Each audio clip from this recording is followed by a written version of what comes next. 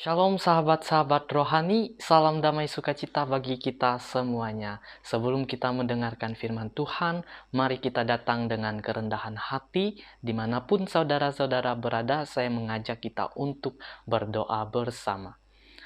Bapa di surga, pada saat yang indah ini, ketika kami akan mendengarkan firman-Mu, biarlah tuntunan Roh Kudus-Mu menjadi bahagian kami. Kami tidak tertidur, kami tidak melamun, tapi kami benar-benar setiap menitnya meminta pertolongan kudus yang memampukan hamba yang akan menyampaikan dan juga semua yang mendengarkan. Di dalam nama Yesus kami telah berdoa dan mengucap syukur. Amin. Sekelompok pemuda sedang menyusun rencana untuk melakukan pendakian di pegunungan Alpen Swiss. Tujuan dari pendakian ini adalah untuk terciptanya persahabatan yang lebih erat, dan yang kedua, supaya mereka melatih tim kerja yang lebih solid. Satu pagi pun yang cerah menanti mereka. Mereka sudah di bawah kaki gunung Alpen Swiss. Mereka sambil tertawa dan berbicara satu dengan yang lain. Kita pasti akan sampai ke puncak. Kita akan mendapatkan pemandangan yang indah, alam yang sejuk, udara yang segar, dan berbagai rintangan yang akan kita tempuh. Ya, kurang lebih 8 jam perjalanan menuju puncak. Siapapun dengan berjalan normal untuk mendaki, mereka akan sampai ke puncak kurang lebih 8 jam. Mereka mulai mendaki. Beberapa jam mereka tidak beristirahat. Namun, ketika mereka sampai di tengah perjalanan, mereka menemukan sebuah restoran kuno Alpen. Di sana tersedia fasilitas yang enak, ada kopi hangat, coklat hangat, semua menu hampir ada, bahkan ada api unggun, dan ke-10 pendaki ini bergegas melepaskan beban yang ada di pundak mereka. Mereka mulai menikmati api unggun, makanan yang ada di sana, udara yang sejuk, dan mereka menikmati pemandangan yang begitu indah. Ingat, perjalanan belum sampai ke puncak, masih sampai di pertengahan jalan. Saudara-saudara tahu berapa yang melanjutkan perjalanannya ke puncak dari 10 ke orang pemuda tadi? Hanya satu orang. Hanya satu orang yang melanjutkan pendakian sampai ke puncak. Kenapa kira-kira pertanyaannya? Bukan karena tidak mampu, bukan karena pendakiannya terlalu sulit. Ingat, mereka adalah orang-orang muda. Bukan karena waktu itu hujan, bukan juga karena longsor, bukan karena ada badai, bukan karena sudah gelap. Hari masih sangat cerah menjelang sore. Namun, yang membuat 9 orang ini tidak meneruskan perjalanannya ke puncak adalah mereka merasakan sedikit keberhasilan dan berpikir, ini sudah cukup baik. Mereka nyaman dengan suasana di restoran tersebut. Mereka menikmati pemandangan yang indah dan mereka berpikir, kita sudah cukup berusaha dan di sini sudah cukup nyaman. Tidak perlu lagi untuk melanjutkan perjalanan ke puncak. Hal yang sama sering terjadi di antara kita. Kita memilih semangat untuk menghentikan kebiasaan buruk. Awalnya kita sangat bersemangat melakukannya, namun seiring waktu kita menjadi malas, bahkan merasa puas melihat sedikit peningkatan. Sebagian orang yang obesitas menyatakan, waduh, saya sudah cukup baik sekarang. Dulu saya kelebihan 30 kilo, sekarang hanya 27 kilo. Saya sudah turun 3 kilo. Artinya usaha dan doa yang saya lakukan sudah cukup baik. Sudah cukup sampai di sini saja. Ini adalah usaha yang baik. Padahal dia masih dapat melakukan sesuatu yang lebih baik untuk kesehatannya. Sebagian orang yang kecanduan merokok, mereka akan bilang, saya sudah cukup baik. Satu hari dulu saya 7 bungkus rokok. Sekarang hanya 3 bungkus. Ini awal yang sangat baik. Saya sudah melakukan berbagai usaha dan setidaknya ada peningkatan. Padahal orang tersebut sebenarnya masih bisa melakukan yang lebih baik lagi untuk kesehatannya. Sekarang saya sudah sukses, saya punya usaha sendiri, saya punya toko, pabrik sendiri. Keluarga saya tidak pernah kekurangan lagi seperti dulu. Saya sudah sangat puas dengan keadaan ekonomi dan keluarga saya saat ini. Saya mampu membangun usaha sendiri. Padahal beliau dapat melakukan sesuatu yang lebih baik lagi dari sebelumnya. Tapi kenapa tidak melakukan yang lebih baik lagi? Karena sudah merasa cukup puas, cukup baik. Sekarang saya sudah lebih aktif melayani di gereja. Saya sudah banyak terlibat dalam pelayanan-pelayanan di gereja saya. Dulu saya adalah anggota jemaat yang sangat pasif. Sekarang saya sudah melayani, sudah jauh lebih baik. Tapi kenapa tidak melakukan pelayanan yang lebih banyak lagi buat Tuhan? Hanya cukup dengan kata, saya sudah cukup ada perubahan. Padahal masih bisa melakukan yang lebih baik lagi untuk melayani. Kalau bisa lebih baik, kalau bisa lebih, kenapa tidak? Bapak Ibu, kalau bisa lebih suami atau istri lebih dari satu, kenapa tidak? Tidak ya. Suami atau istri tetap cukup satu, jangan melirik-lirik yang lain. Judul firman Tuhan pada saat ini adalah Don't Stop Halfway. Jangan berhenti di tengah jalan. Kalau bisa melakukan yang lebih baik lagi, kenapa tidak?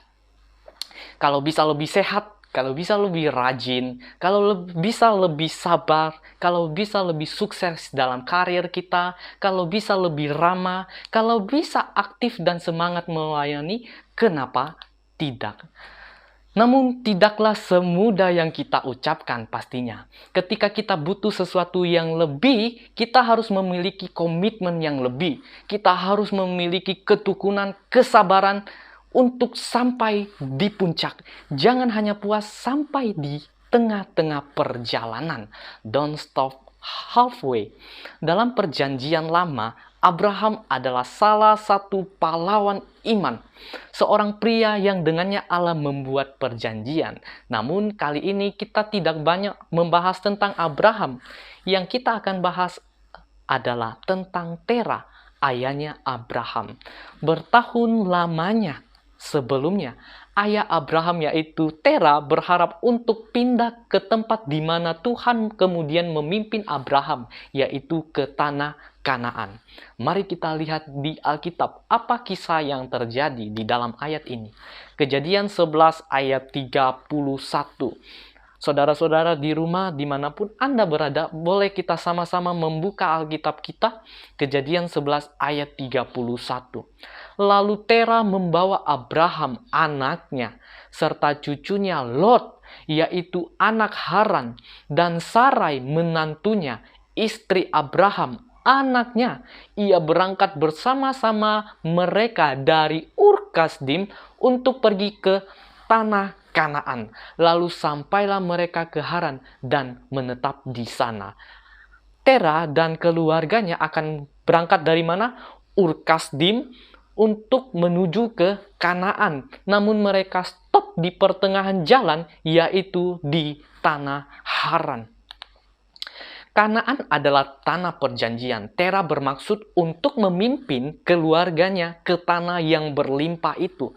Tetapi Alkitab menjelaskan bahwa Tera berhenti di tengah jalan dan menetap di Haran. Barusan ayatnya kita baca. Kira-kira kenapa ya Tera memimpin keluarganya, ternaknya, dan yang lainnya berhenti? Saudara-saudara, tentu perjalanan ini bukanlah hal yang mudah. Bisa bayangkan betapa stresnya Tera waktu itu membuat ia harus stop di Haran dan tidak sampai di Kanaan. Bisa saja Tera mengucapkan hal ini. Mungkin ini bukan tanah Kanaan. Saya tidak bisa pergi lebih jauh lagi.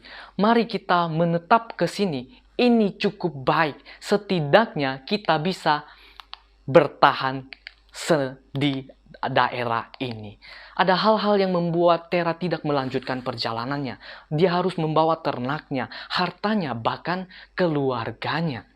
Dan dia merasa sudah cukup baik di tanah di mana mereka sedang berada, yaitu di tanah Haran, sehingga tidak melanjutkan perjalanan ke Kanaan. Hal yang sama sering terjadi dengan kita.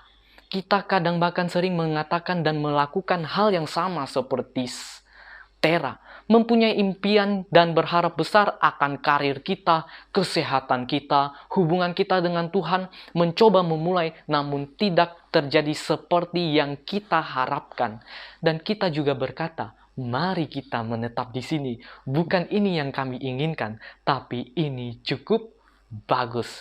Setidaknya sudah berusaha. Ingat, don't stop halfway, jangan berhenti di tengah perjalanan karena kesulitan yang ada.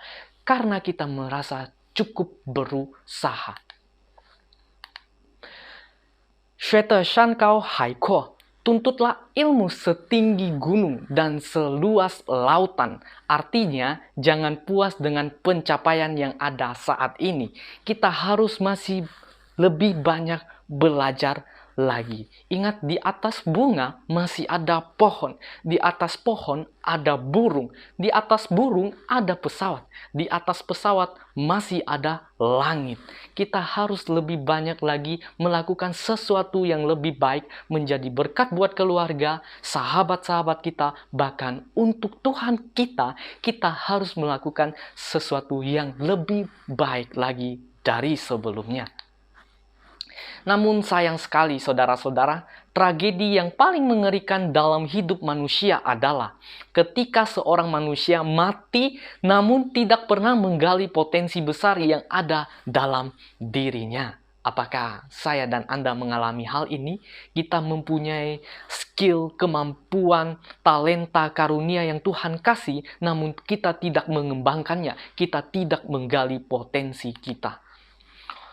Mari kita lihat orang-orang biasa yang menjadi luar biasa, yang menggali dan memperkembangkan, memajukan, meningkatkan setiap skill, kemampuan, talenta yang mereka miliki. Tidak usah jauh-jauh. Apriani Rahayu adalah seorang atlet bulu tangkis Indonesia. Dia berhasil meraih medali emas di Olimpiade 2020 bersama seniornya Gracia Poli. Pada saat itu, ketika mereka memenangkan pertandingan melawan ganda putri Tiongkok, mereka berhasil mengukir sejarah di Indonesia dan bahkan dunia karena satu-satunya ganda putri Indonesia yang pernah meraih medali emas. Namun saudara-saudara harus tahu, jauh sebelum medali emas Olimpiade ia dapatkan, terdapat jalan terjal yang harus Apriani lewati untuk meniti karirnya sebagai atlet bulu tangkis dunia. Banyak kekalahan yang ia alami, namun justru ia belajar dari setiap kekalahan dan membuat dia berlatih lebih baik lagi. Jadi setiap ia mengalami kekalahan, dia mengevaluasi dan dia terus dirinya sendiri dan dia berlatih dan berlatih. Kekalahan tidak membuat Apriani untuk mundur dari setiap harapan yang ia ingin gapai. Shu Neng Sheng Qiao, artinya latihan membuat kita semakin baik, semakin sempurna. Sama seperti pisau saudara-saudara, kalau diasah pisau akan semakin tajam. Namun perlu kita ketahui, pisau kalau diasah, kalau dia punya mulut, dia aduh panas sekali, aduh sakit Tuhan, jangan mengasah saya lagi. Sama halnya terjadi dalam proses kita menggapai harapan-harapan kita. Mungkin tidak enak, mungkin kadang panas, mungkin kita mengalami kepahitan, mungkin kadang kita merasakan ketidakmampuan lagi. Namun ingat, kita harus mengasah setiap kemampuan kita untuk semakin tajam, untuk semakin melakukan yang lebih baik buat sesama manusia dan juga terlebih Tuhan. Orang yang kedua yang akan kita bahas kali ini adalah Tommy Melendez. Lahir tanpa kedua tangan tidak membuatnya putus asa. Sejak kecil, ibunya ingin menolong Tony untuk memakai baju, sarapan pagi, sarapan sore, dan mengerjakan pekerjaan yang lainnya. Namun papanya selalu melarang. Kenapa? Hanya satu alasan ayahnya melarang, supaya ibunya tidak membantu Tony dalam mengerjakan segala sesuatu. Yaitu, alasan dari papanya adalah, biarkan dia menjadi pria yang tangguh. Dia pasti bisa mengerjakan segala sesuatu dengan kedua kakinya. Dan benar, seiring berjalannya waktu, semakin dibiasakan, bahkan Tony bisa memainkan gitar hanya dengan menggunakan kedua kakinya. Dan dia pernah melonjak karirnya dengan 6.000 penonton dan jutaan penonton televisi pada zamannya. Bayangin, tidak punya tangan, tapi masih berusaha untuk belajar bermain musik dengan kakinya, dan akhirnya berhasil. Kita mungkin melihat sekilas, kok bisa ya? Pasti butuh jangka waktu yang panjang untuk melatih bagaimana dia bisa memainkan gitar hanya dengan kedua kakinya. Tony Melendez bilang begini, menyatakan hal ini. Tanpa kedua tangan bukan berarti membuat saya menciptakan ribuan alasan untuk tidak berkarya dan menggapai cita-cita harapan saya ke depan. Justru dengan saya tidak memiliki kedua tangan saya harus lebih bersabar, saya harus lebih berjuang untuk melakukan sesuatu yang lebih baik daripada yang saya harapkan sebelumnya. Orang yang ketiga adalah Adam Zimmerman. Kepala sekolah SMA-nya mencemoohnya karena Adam terlalu bodoh. Hampir semua nilai mata pelajarannya di bawah rata-rata. Untuk menjadi seorang pemain basket pun tingginya hanya 175 cm. Sangat-sangat kurang. Gurunya berkata, engkau tidak akan pernah bermain di liga basket profesional. Tidak akan pernah menamatkan sekolahmu. Namun apa yang terjadi dengan Adam? Ia mendapatkan penghargaan sebagai pemain paling berharga di tahun 2001 sampai 2002 dan lulus dalam manajemen dan pemasaran olahraga. Bayangin, dia sudah mendapatkan pencemoohan, hinaan, kata-kata yang sebenarnya dapat membuat Adam tenggelam untuk menggapai cita-citanya. Namun apa yang Adam lakukan? Justru dengan cemoohan, hinaan, memandang saya rendah, disitulah saya lebih bersemangat untuk menggapai cita-cita dan harapan saya. Kita dapat belajar dari tokoh-tokoh ini. Ketika seseorang memandang kita rendah, jangan membuat kita berkecil hati. Kita bisa berlatih, waktu akan membuktikan siapa kita.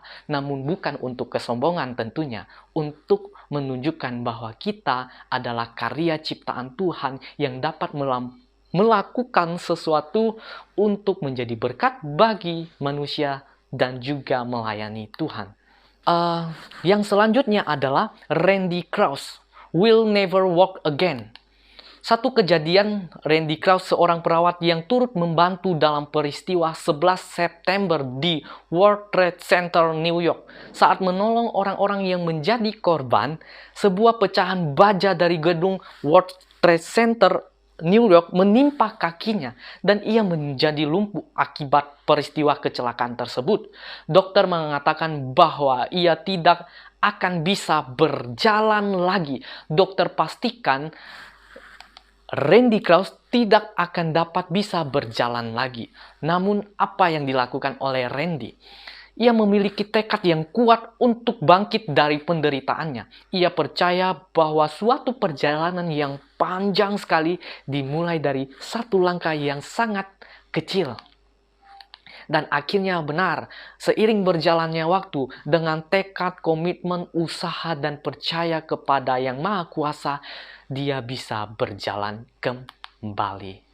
Yang terakhir adalah Harold Tanjung, dijuluki sebagai anak singkong. Kenapa? Karena dia terlahir dari keluarga yang sangat sederhana. Harold Tanjung ketika mulai SD sampai kuliah adalah seorang anak yang mandiri. Dia tidak pernah mau membebani orang tuanya untuk membiayai kuliahnya. Jadi apa yang ia lakukan? Ia menjual kaos, menjual buku-buku kuliah, membuka jasa fotokopi, dan usaha-usaha kecil yang ia lakukan dengan semangat ia mendapatkan predikat sebagai mahasiswa teladan tingkat nasional untuk periode 1984 sampai 1985 dan menjadi pengusaha sukses hingga saat ini. Pastinya ia juga pernah mengalami kegagalan, mengalami pencemoohan, tapi itu semua tidak membuat Khairul Tanjung berhenti sampai di tengah jalan. Ia harus sampai ke puncak untuk bangkit. Khairul menyatakan bahwa dalam setiap kegagalan yang kita alami, itulah yang menunjukkan sebenarnya kita harus lebih belajar, lebih berusaha keras lagi. Karena kenapa salah satu yang menyebabkan kita gagal, kita kurang komitmen, kita kurang sungguh-sungguh untuk menggapai apa yang kita inginkan. Kalau bisa lebih baik, kenapa tidak? Don't stop halfway. Banyak orang-orang berhenti di tengah jalan bukan karena hanya merasa nyaman, namun mereka termakan oleh omongan-omongan orang lain. Saudara-saudara yang kekasih, ketika ada kata-kata negatif yang membuat kita berkecil hati, berdoa kepada Tuhan. Saya adalah ciptaan Tuhan dan saya akan buktikan bahwa saya bukan orang biasa-biasa saja. Saya bisa dipakai Tuhan, digunakan Tuhan untuk menggapai harapan saya dan melakukan sesuatu yang lebih besar lagi, lebih besar lagi. Bagaimana saya dan Anda, saudara-saudara semuanya? Apakah kita hidup dalam mediocrity? Artinya hanya biasa-biasa saja, average, rata-rata. Di rata-rata pas, sudah puas kita. Sikap hidup seorang mediocre, mari kita lihat. Tidak mau menjadi yang lebih baik dalam mengerjakan tugas. Cukup kalau dianggap sudah baik, good. Kalau sudah dibilang good, sudah sangat puas. Padahal di atas good masih ada very good. Di atas kata baik masih ada sangat baik. Di atas kata sangat baik masih ada kata super duper baik. Kita lihat seorang mediocre tidak mau mengerahkan segenap kemampuan terbaiknya untuk meraih hasil yang terbaik. Great atau excellent.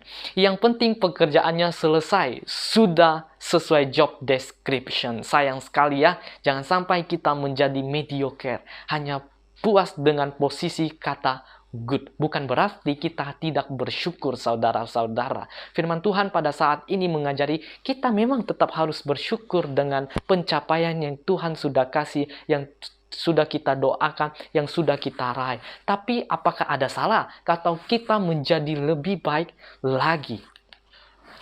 Don't stop halfway. Kalau bisa lebih, kenapa tidak? Namun bagaimana caranya? Kita pasti bertanya-tanya. Setiap orang pengen menjadi lebih sehat, lebih kuat, lebih bijaksana, lebih pintar, lebih dekat hubungannya dengan Tuhan.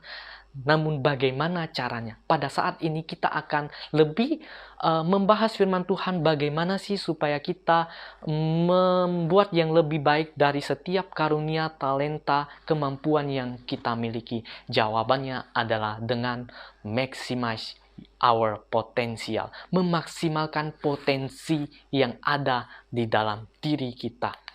Bagaimana caranya memaksimalkan potensi kita? Kunci yang pertama adalah minta kepada Tuhan. Jika Anda ingin menggapai hasil yang maksimal dari potensi Anda tidak dapat lepas dari Dia yang menciptakan Anda, saudara dengan saya. Allah tahu apa yang terbaik untuk umat-umatnya, karena tak seorang pun yang kebetulan lahir di dunia ini. Kita semua percaya bahwa Tuhan menciptakan kita pasti ada tujuannya. Tuhan menciptakan kita bukan menjadi seorang pengangguran. Tuhan menciptakan kita bukan menjadi seorang manusia yang hanya puas dengan kata cukup baik. Tuhan menciptakan kita dengan penuh mahakaryanya. Setiap manusia punya talenta dan karunia, kemampuan yang dimiliki untuk melayani sesama manusia terlebih untuk kemuliaan bagi nama Tuhan. Jadi yang pertama yang kita harus ingat adalah bagaimana memaksimalkan potensi kita, minta kepada Tuhan. Jangan lupa dengan usaha yang bertubi-tubi, usaha yang terus-menerus kita mengandalkan diri kita sendiri, kita tidak akan mencapai yang lebih baik. Kita akan kecewa. Tapi kalau kita ingat bahwa kita tidak apa-apanya dan memiliki Tuhan yang memiliki semuanya, maka kita akan menggapai sesuatu yang lebih baik lagi. Allah suka memakai orang-orang yang dianggap biasa oleh manusia untuk melaksanakan maksudnya yang benar. Iya dong, mari kita lihat para penulis Alkitab. Daud sebagai seorang gembala domba, orang biasa. Amos peternak, pemelihara korma. Mika orang awam, Nahum orang awam, Habakuk pengawal di bait suci, Hagai tawanan kerajaan Babylon, Markus anggota jemaat biasa, Yohanes dan Petrus nelayan biasa, buta huruf lagi, tapi Tuhan gunakan menjadi penulis-penulis Alkitab dan orang-orang yang luar biasa. Pertanyaannya, maukah saya dan Anda digunakan Tuhan untuk melakukan sesuatu yang lebih baik lagi? Orang yang biasa menjadi luar biasa. Harusnya kita menjawab, ya, saya mau. 1 Korintus 1 ayat 27. Tetapi apa yang bodoh bagi dunia dipilih Allah untuk memalukan orang-orang yang berhikmat, dan apa yang lemah bagi dunia dipilih Allah untuk memalukan apa yang kuat. Jelas sekali firman Tuhan mengatakan, bahkan orang-orang yang biasa, orang-orang yang terbatas, yang cacat, dipakai Tuhan untuk melakukan sesuatu yang wow, yang luar biasa. Filipi 4 ayat 13. Segala perkara dapat kutanggung di dalam Dia yang memberikan kekuatan kepadaku. Ingat, kita kalau mau menggapai sesuatu yang lebih baik lagi dengan tujuan yang baik, pastinya kita tidak bisa melakukannya sendiri. Allah akan mengerjakan bagiannya dan kita harus mengerjakan bagian kita. Kunci utama untuk melepas potensial kita adalah selalu berhubung dengan sumber atau pencipta kita. Tidak ada yang lahir di dunia ini secara kebetulan. Semua manusia lahir di dunia ini dengan maksud dan tujuan tertentu. Baru hal yang kedua, kunci yang kedua, bagaimana memaksimalkan potensi yang ada di dalam kita. Yaitu yang kedua adalah miliki sikap yang baik. Winston Churchill mengatakan berikut, attitude is a little thing that makes a big difference. Yang artinya, sikap adalah hal kecil yang membuat perbedaan besar. Loh, kok bisa ya? Mari kita lihat. Sikap lebih penting dari masa lalu, pendidikan, uang, fakta, kegagalan, sukses, penampilan, bakat, atau keahlian. Kenapa? Kita tidak dapat mengatur apa yang orang lain pikirkan tentang kita. Apa yang orang lain katakan tentang kita. Apa yang orang lain perbuat terhadap kita. Jangan menghabiskan waktu kita hanya untuk memikirkan, aduh dia meremehkan saya. Aduh dia kok berbuat begitu kepada saya. Habis waktu kita untuk memikirkan hal tersebut. Padahal kita masih dapat melakukan sesuatu yang lebih baik. Ingat, kita tidak dapat mengatur apa yang mereka pikirkan, katakan, perbuat terhadap kita. Tapi apa yang kita bisa buat? Satu-satunya yang bisa kita atur adalah mengendalikan dan mengatur sikap kita sendiri. Charles Swindoll mengatakan hal berikut, saya yakin bahwa kehidupan adalah 10% apa yang terjadi terhadap diri saya dan 90% bagaimana saya bereaksi terhadapnya.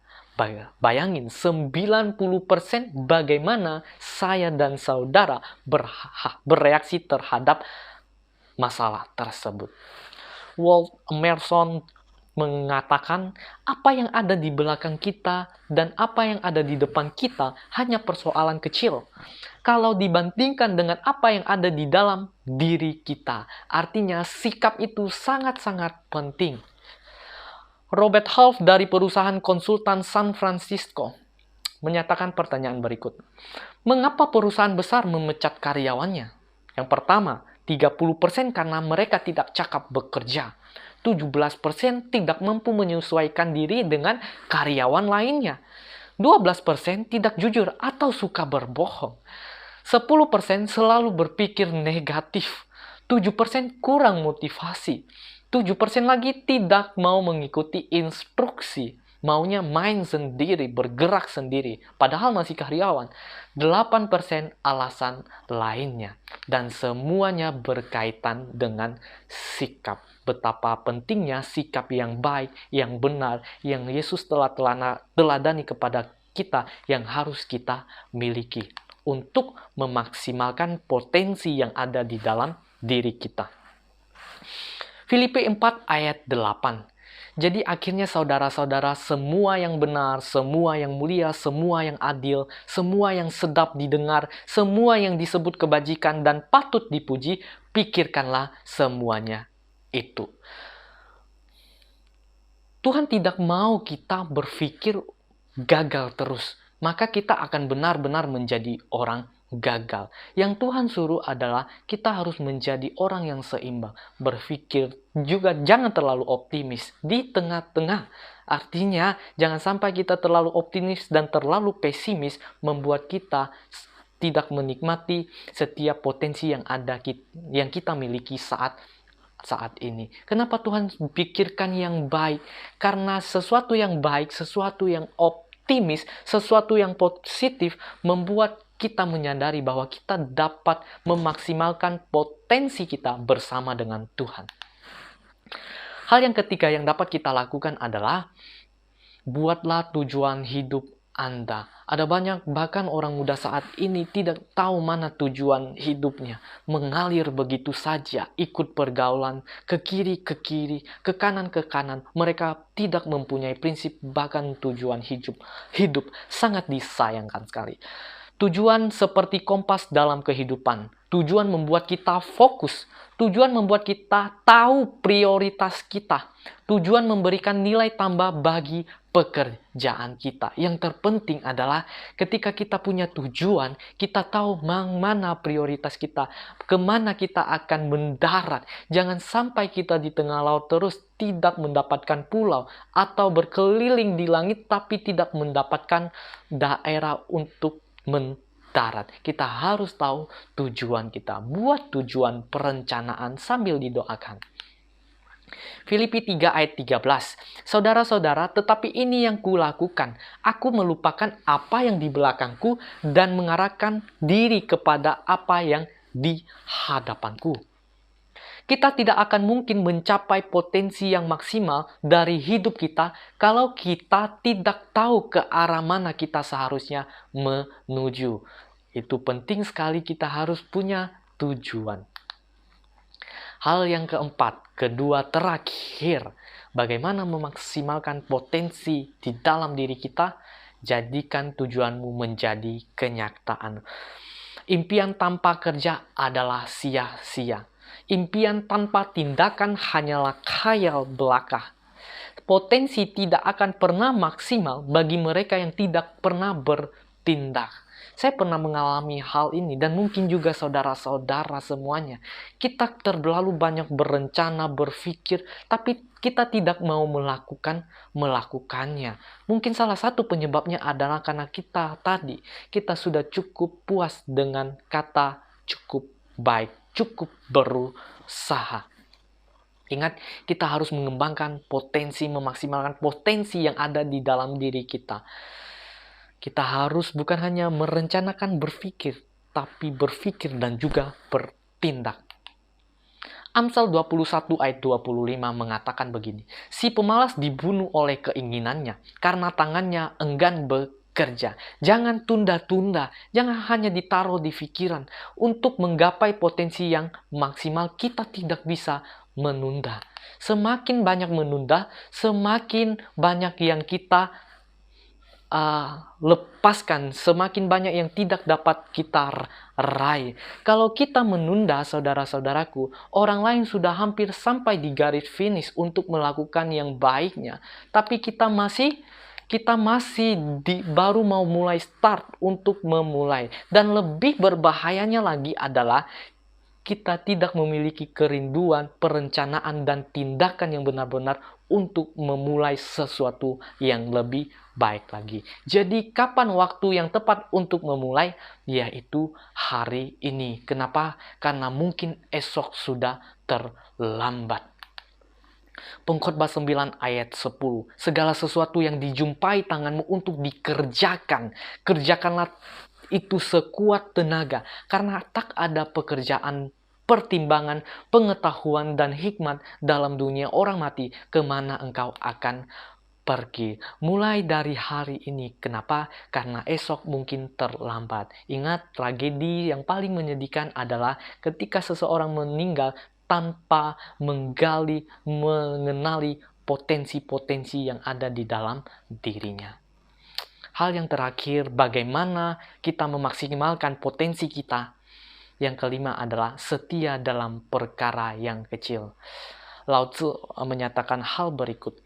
A journey of 1,000 miles must begin with a single step. Sekecil apapun pekerjaan itu, lakukanlah dengan setia. Perjalanan yang jauh membutuhkan satu langkah yang sangat kecil. Mari kita lihat satu tokoh Alkitab yang setia dalam perkara kecil. Siapa lagi kalau bukan Daud? 1 Samuel 17 ayat 28 berbunyi demikian.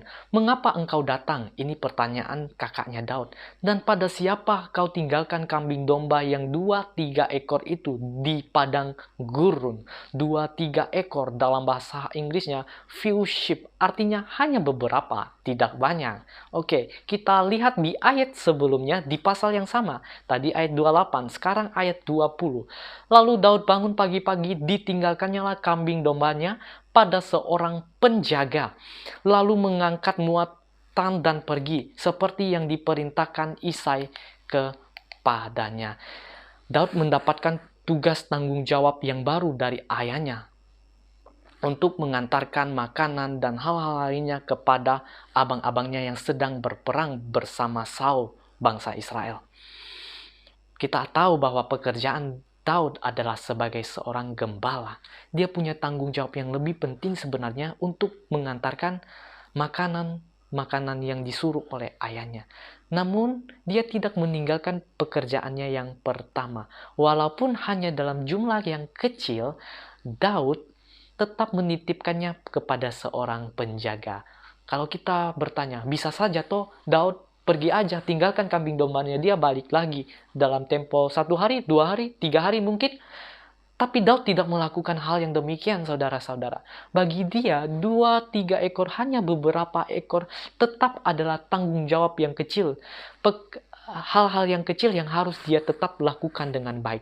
Jangan sampai karena ada hal pekerjaan tanggung jawab yang lain, dia meninggalkan tanggung jawabnya yang awal. Sering kita alami, kita berusaha untuk menggapai hal-hal yang besar, padahal hal-hal yang kecil kita tutup mata, kita lalaikan. Bagaimana kita mau menggapai hal yang besar, sedangkan hal yang kecil kita lalaikan? Bayangin, seorang kapolsek, dia mau naik jabatannya sebagai kapolda. Berarti dia harus setia dulu ketika dia menjadi kapolsek. Bagaimana dia mau naik jabatannya kalau kerjanya saja tidak beres pada waktu menjadi kapolsek? Tentu tidak. Dia harus mengerjakan hal-hal yang kecil sekalipun sehingga dia dapat dipercaya menjadi kapolda dan terus naik. Kenapa kita harus setia dalam hal-hal kecil? Karena dari hal-hal kecil lah yang dilakukan secara terus-menerus akan menjadikan kebiasaan yang baik, yang bermanfaat besar. Karena dari hal-hal kecil lah yang menuntun membuat kita siap menerima hal-hal besar atau tanggung jawab yang lebih besar lagi. Saudara-saudaraku, benar sekali. Kita mau melakukan sesuatu yang besar, tapi sesuatu yang kecil kita lalaikan. Bagaimana? Kita jangan melihat nilai yang besar, sesuatu yang besar, tetapi sesuatu yang kecil kita tidak mau melakukannya. Dan hal-hal yang besar berasal dari hal-hal yang kecil. Setialah dalam perkara-perkara kecil, apapun itu, karena sesuatu yang besar itu berasal dari hal-hal kecil. Lukas 16 ayat 10 dengan jelas mengatakan begini. Barang siapa setia dalam perkara kecil, ia setia juga dalam perkara-perkara besar. Dan barang siapa tidak benar dalam perkara-perkara kecil, ia tidak benar juga dalam perkara-perkara besar. Ini sangat tegas sekali dan sangat nyata. Ketika kita hal-hal kecil saja kita tidak beres, bagaimana dengan hal-hal yang besar?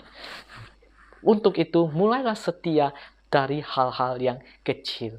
Ketika kita mau memaksimalkan potensi dalam diri kita, kita harus melakukan dengan setia hal-hal yang kecil.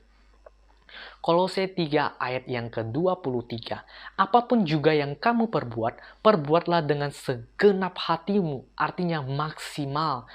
Seperti untuk Tuhan dan bukan untuk manusia. Segala sesuatu yang kita lakukan dengan setengah hati, dengan setengah kemauan, setengah minat, setengah komitmen, hasilnya pun setengah-setengah. Lakukan yang terbaik, apalagi untuk Tuhan. Kita harus lebih melakukan yang lebih baik lagi untuk Tuhan. Jangan merasa cukup baik, karena sesuatu yang lebih baik masih ada di depan. Satu ilustrasi yang terakhir. Ketika seorang petani sedang memanen buah kopi di kebunnya, ia melihat sebuah sarang elang di atas pohon. Lalu dia memanjat itu pohon dan dia melihat beberapa butir telur elang. Dia mulai memegang butir-butir telur tersebut dan rasanya sangat hangat. Kemungkinan habis dierami oleh induk elang. Namun pada saat itu, induk elang lagi pergi jalan-jalan. Petani pun ambil satu telur tersebut dan membawa ke rumahnya. Setelah sampai di rumah, dia menaruh satu butir telur elang ini ke kandang ayam yang juga sedang mengerami telur-telur ayam yang lainnya. Beberapa hari kemudian, menetaslah anak-anak ayam ini dan juga rupanya telur elang ini. Wah, gimana ya ceritanya? Bisa sama ya? Ya begitulah. Jadi setelah menetas, induk ayam ini hebat sekali. Dia nggak pilih kasih. Ini anak ayamku yang sesungguhnya anak kandungku. Ini anak angkatku adalah seekor elang. Tidak. Induk ayam mengajari semua anak-anaknya bagaimana mematuk cacing, mengambil makanan biji-bijian, dan mengajari anak elang juga. Sampai satu ketika, elang dan anak-anak ayam ini sudah besar.